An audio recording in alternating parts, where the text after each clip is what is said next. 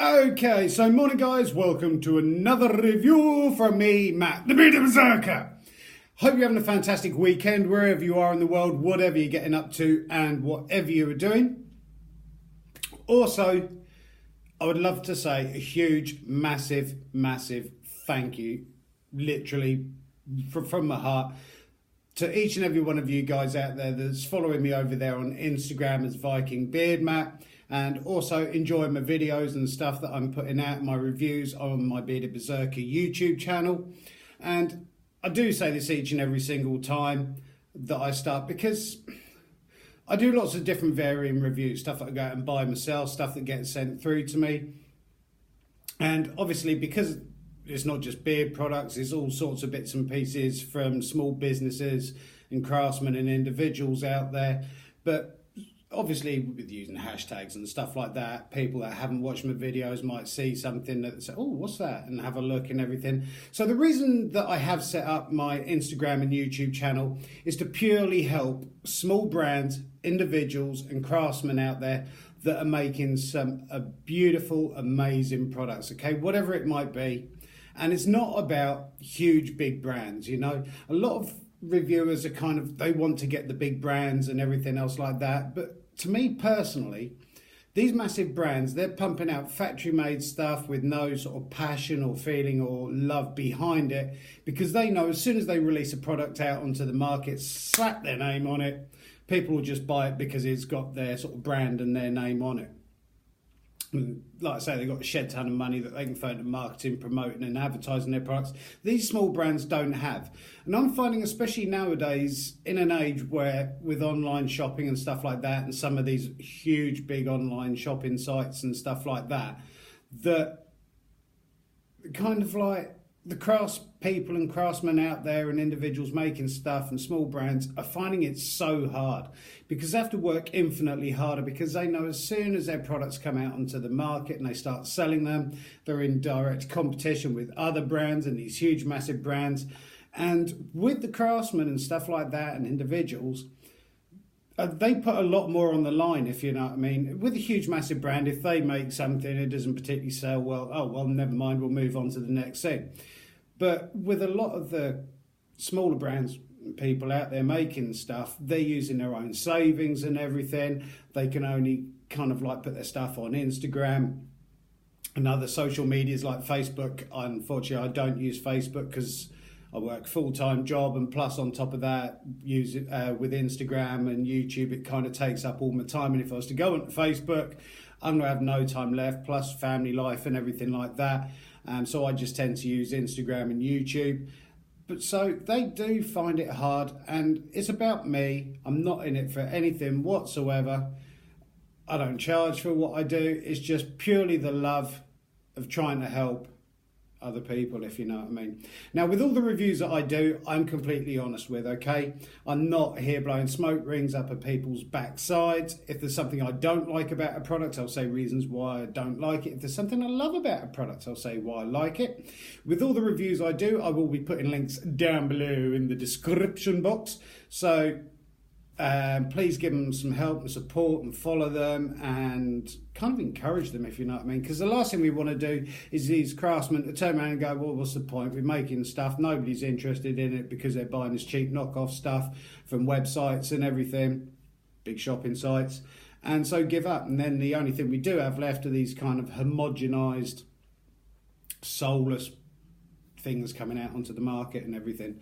So I'm completely honest with my reviews. Completely unbiased. Everything I do is my own honest opinion, and I'm not affiliated to any of these brands whatsoever.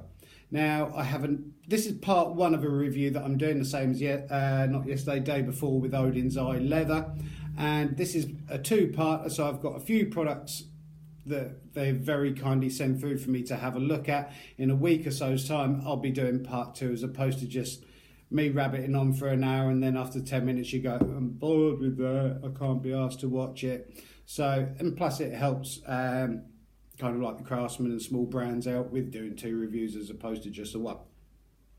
Okie dokie. Now, as you know, Viking Beard Matt, Bearded Berserker, I love my whole Nordic theme and everything else like that.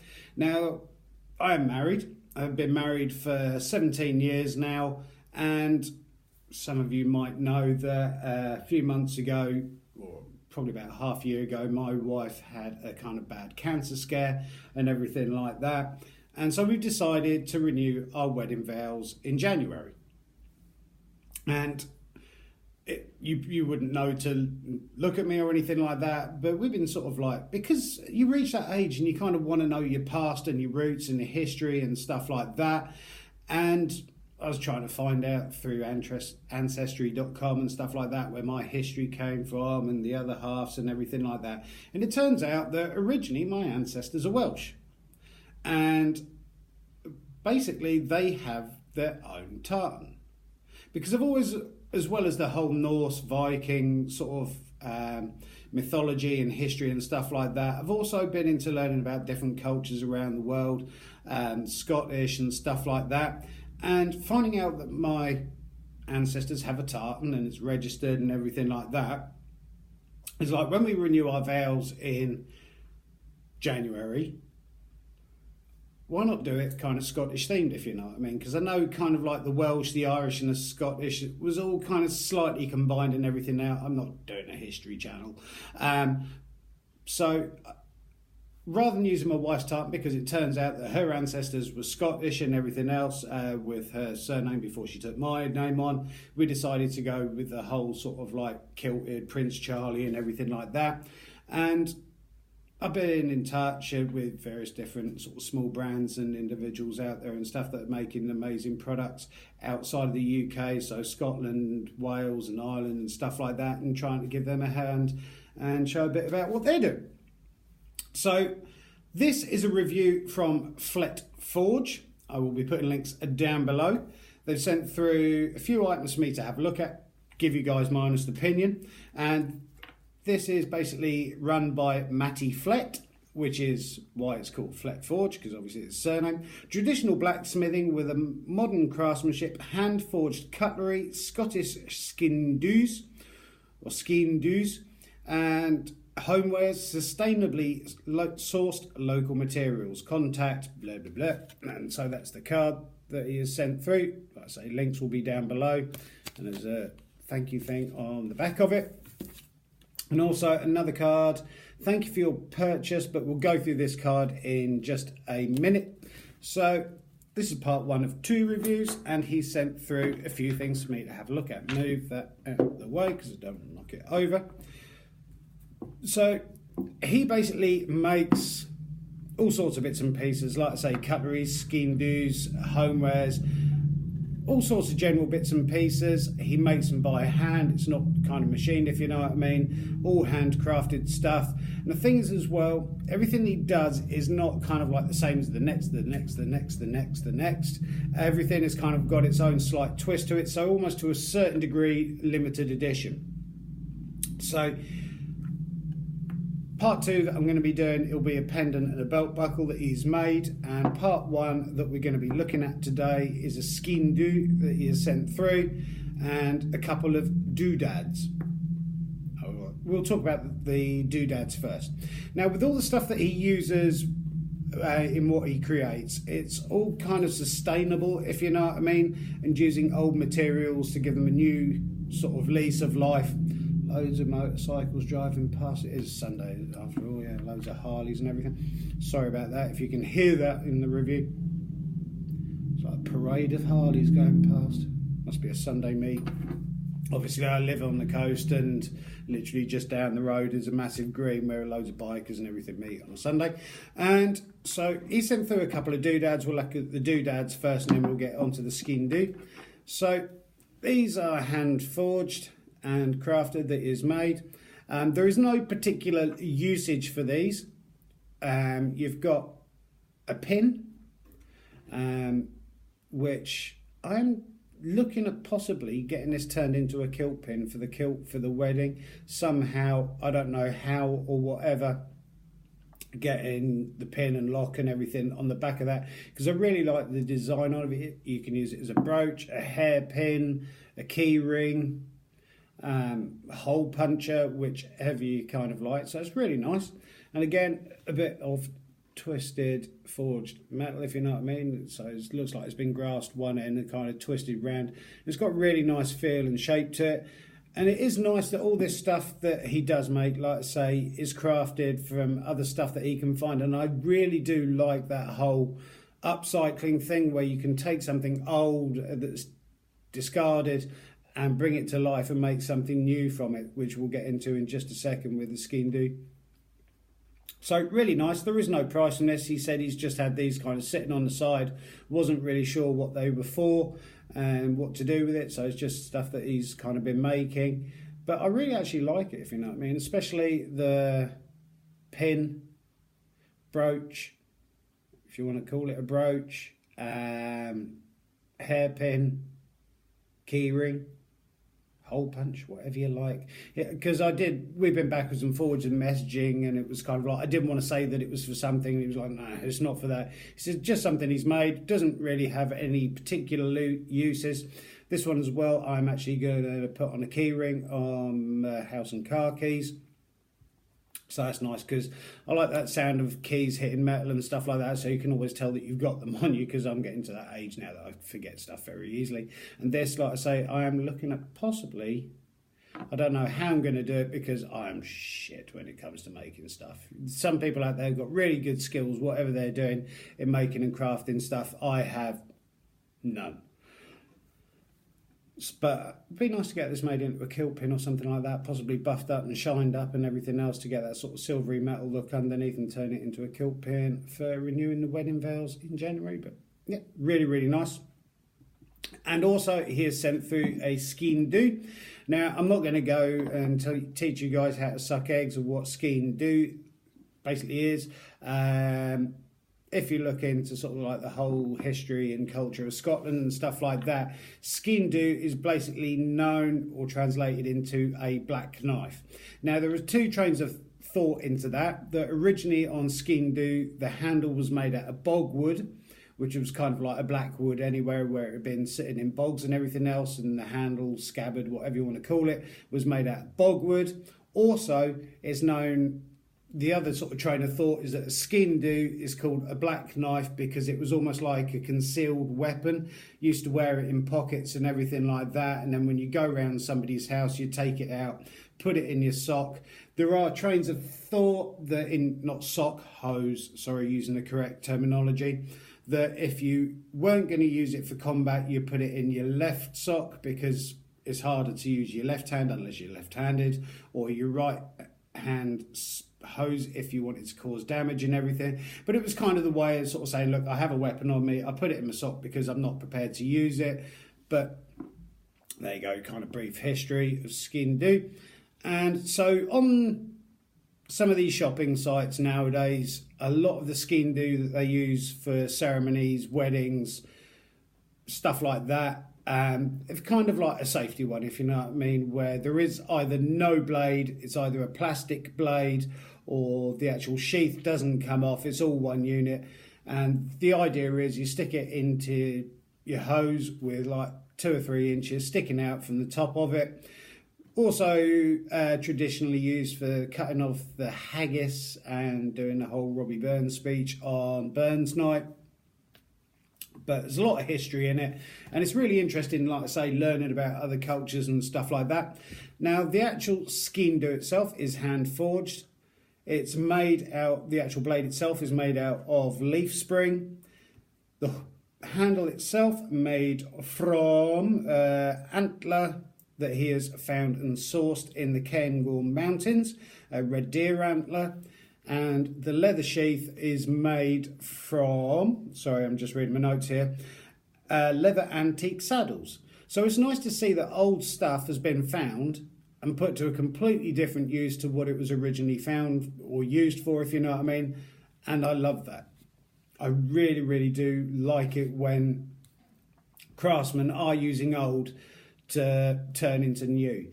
And one thing I especially like about this is not perfect. A lot of these stuff, whatever you buy online, whether it's pendant or anything from some of these big shopping sites, they come through shiny, perfect looking, done by CNC milling machines and mass produced in factories, and each one comes out exactly the same. But with this, it has got its own personality to it. Oh, just take the sheath off again, because the blade itself is, yeah, it's a straight blade and everything else, but it has a slight curve in it. It is fully sharpened as well. I'm not planning on using this apart from Burns night, where we'll be getting a bottle of whiskey and a haggis through and doing that.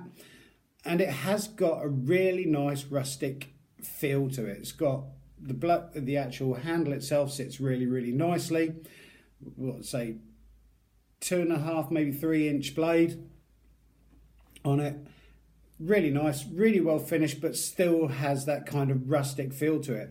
And I like with what Matty's saying, that he wants his stuff to look really nice and everything like that, but at the same point, as rather than being sort of like shiny and pretty and everything else, he wants it to be used. Rather than, there's nothing worse than getting out something really shiny and everything. You don't want to use it in case you damage it, break it, or anything like that. I love the whole antler feel, because if I just switch this, you'll see Rudolph on the wall there, and I do like that whole sort of antler being used in arts and crafts, and especially because obviously things die, pass on, and obviously in the mountains and stuff like that, we've got a deer park down the road. They're always making stuff out of antler and everything, and I think it's a really fantastic way of doing it. It's got a really nice curve in the handle, very easy to grip. Not that I'm planning on using this or anything, it's purely going to be decorational and for cutting open a haggis on Burns night. It's nice thick leather sheath that it goes into. Looks like it's been sort of riveted closed, if you know what I mean, so you've got no worries about cutting through it. Sits in there really nice, really nicely made, and it's a thing of beauty. Now obviously, like I say, he does make pieces to order, so if there's a certain thing you're after, he does a lot of cutlery and all sorts of bits and pieces. So if there is something you specifically want, I'm very sure he can do that, because he does commission work and everything. It's just a stunning, beautiful piece. And he charges on average anywhere up to and around £100 for his Sgian stroke knives. And I would be more than happy to pay £100 for something like that. And knowing off that with this, obviously the same with the antler on it, you're not going to find another one exactly the same with that sort of curve or anything in it, because it's probably been taken from where the antler starts curving up, and then you've got the teens or spines or points coming off of it. And it's been finished really well. It's been oiled. Yeah, you can smell the oil on it. It's been oiled, but it's not ridiculously smooth, if you know what I mean. It's still got that feeling to it of rusticness and roughness, which I really, really like. And I like the fact that you can use it. It's designed to be used. It's not designed necessarily as a ceremonial piece, even though that's technically what Sgian doos are used for now, ceremonial work and for completing your kilted outfit and Prince Charlie and everything. It's a beautiful piece, really well made. I'd quite happily go out and spend £100 on that. I'd probably even pay a bit more. And I like the doodads that he was sent through. Really, really nice. Keyring I'm going to be using this as, and this, like I say, hopefully I'm going to somehow turn it back to silvery metal and hopefully turn it into a kilt pin, possibly, which is designed to keep sort of like the left hand of your kilt, sort of stop it from flapping around your face and everything, because I've got a couple of kilts that I'm going to be doing a review for very soon as well. I've got one brown watch tartan kilt arriving and a weathered kilt. Just not sure which one I'm going to wear yet for the wedding. But if anybody out there does need any hand or help with kind of promoting, supporting just general helping, reviews done and stuff like that. I don't charge for anything. It's just purely the love of what you're doing and me trying to help out as much as I can. And with the knives as well, there is a card that comes through. Thank you for your purchase. To get the best... Sorry, I'll hold it away from my face. Not that anyone wants to see it. Not even I want to see my face, which is why I limit the mirrors around the house. Flett Forge, thank you for your purchase. To get the best from your knife, please ensure that it is washed and dried after each use, but never in a dishwasher. You wouldn't want to be doing that. Followed by occasional oiling of the blade and handle with an oil, natural mineral oil. Some colour change might occur over time. This patina is normal and will add to the timeless quality of your products. All products come with a lifetime guarantee, which is nice to hear, as long as the tools haven't been used to their limits. Yeah, you don't want to start smacking against brick. This is not forged in fire. Every piece is handmade from locally sourced raw materials. Recycled steel from farming, fishing and other local industries is forged by hand into new tools ready for use. All handle materials are likewise gathered from local environment here on the Moray Firth, from our mountains, rivers and coastline. We also incorporate genuine Scottish whisky barrels from local distilleries into many of our products. To this end, we craft aesthetic goods built to reflect our environment, rustic, functional and made to last. As such, no two pieces are identical and character comes as standard. I don't know why I went into northern accent there. So it's really nice to hear. I hate stuff looking kind of pristine and very, very shiny, and because I don't want to use it then, if you know what I mean. Not that I'm planning on going stabbing things with a Sgian dubh. But thank you so much to him. I will be putting links down below to Flett Forge, so please give him a follow, show him some support, help him, encourage him and follow him. And like I say, I'll put links down to his Etsy site, his Facebook and Instagram and everything like that. Thank you so much to Matty from Flett Forge for sending that through. Beautiful and stunning, and I cannot recommend it enough. And it's a nice solid piece of craftsmanship, artwork, because it is art technically, and is a thing of beauty. I don't score products like this out of 20. It only tends to be beard products, skin products and hair products. I'll score out of 20, but I cannot rate this highly enough. It is a thing of beauty. Links will be down below. I hope you have enjoyed my review. Anybody needs any help or anything, please either just comment down below, send us a message over there on Viking Beard Mat, all one word, over on Instagram, email me, whatever. Hope you have a fantastic weekend. Keep on taking care of each other. Keep on looking after each other. Keep on helping and supporting each other. And above all, keep on loving each other and growing those beards if you're growing one. And I look forward to seeing you guys in the next review from me, Matt, the Bearded Berserker. Have a great day, guys. Thank you for your time. Thank you.